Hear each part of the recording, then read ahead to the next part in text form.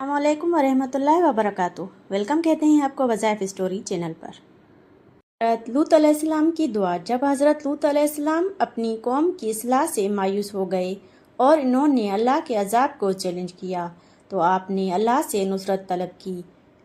वज़ाइफ बताने से पहले हज़रत लूत अलैहिस्सलाम का तारुफ और हिजरत।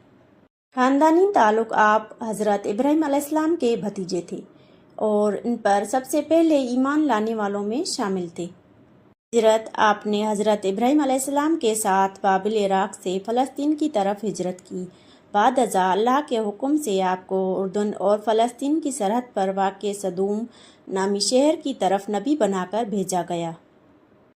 कौम लूत की बदइल्मियाँ। सदूम उस वक्त का एक खुशहाल और सरसब्ज़ शहर था, लेकिन वहाँ के लोग इखलाकी तौर पर इंतहाई गिरे हुए थे।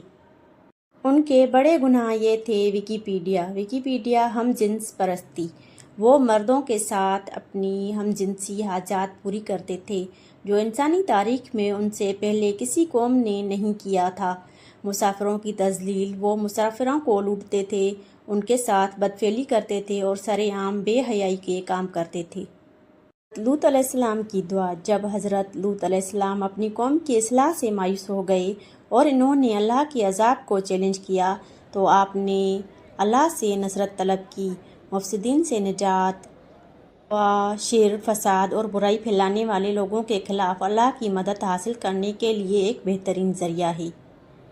बेंसुरनी अलल कौमिल मुफ़सिदीन उस शख्स के लिए बहुत ताकतवर है जो अपने इर्द गिर्द बुराई, दुश्मन या फतने महसूस करता हो। इस दुआ को वजीफ़े के तौर पर पढ़ने के चंद आम तरीके। पहला तरीका दुश्मन और हासिदों से निजात के लिए। अगर आपको लगता है कि कुछ लोग आपके ख़िलाफ़ साजिश कर रहे हैं या आपको नुकसान पहुंचाना चाहते हैं तो इस दुआ को हर नमाज के बाद 7 मरतबा अव्वल व आखिर दुरूद शरीफ के साथ पढ़ें। दूसरा, बुरे माहौल से हिफाजत के लिए। अगर आपका वास्ता ऐसे लोगों से है जो इखलाकी तौर पर गिरे हुए हों या आपको बुराई की तरफ माइल करते हों तो आप इस दुआ को कसरत से चलते फिरते पढ़ें। ज़िक्र कल्बी दिल को मजबूत करता है और अल्लाह की हिफाजत में लाता है।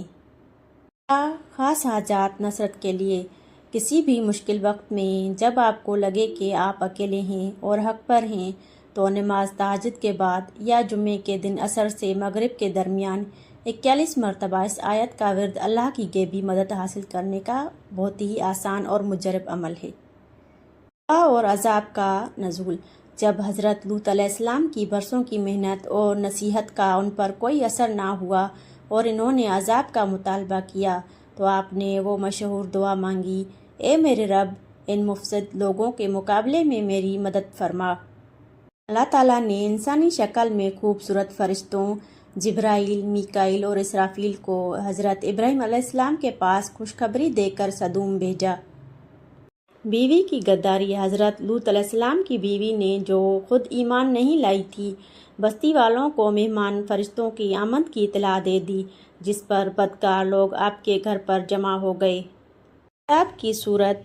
फरिश्तों ने हज़रत लूत अलैहिस्सलाम को अपने घर वालों सिवाय बीवी के साथ रात के पिछले पहर बस्ती छोड़ने का हुक्म दिया।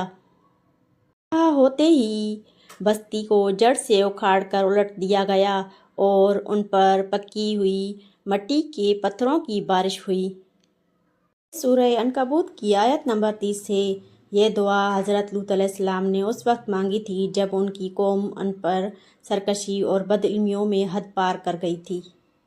आज भी बहरिया मरदार डेड सी का इलाका इस कौम की तबाही की निशानी समझा जाता है।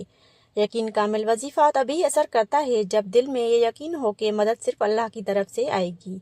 ये दुआ सिर्फ हक पर होने की सूरत में और बुराई के खात्मे की नीयत से पढ़ी जानी चाहिए, ज़ाती दुश्मनी या किसी को नाहक नुकसान पहुँचाने के लिए नहीं। इस वजीफ़े की इजाज़त सिर्फ जायज़ ख्वाहिश और हक पर होने की सूरत में है। वीडियो देखने का शुक्रिया। दोबारा हाजिर होंगे नेक्स्ट वीडियो में। दीजिए इजाज़त। अल्लाह हाफिज़।